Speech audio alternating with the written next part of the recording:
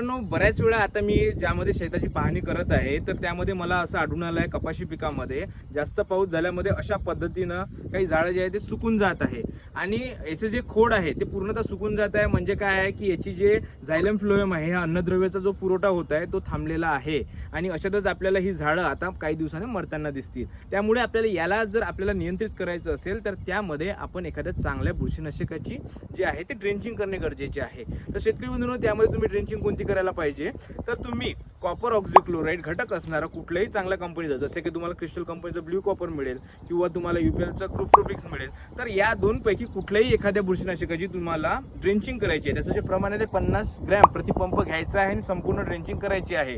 Copper घेतल्यामुळे काय होते की कॉपर हा त्याची इलेक्ट्रिकल कंडक्टिव्हिटी चांगली आहे, त्यामुळे काय होते की लवकरात लवकर अन्नद्रव्याचा पुरवठा करण्यासाठी हे कॉपर मदत करत असते. त्यामुळे हे जे झाड आहे त्याचा अन्नद्रव्याचा पुरवठा जर चांगला सुरळीत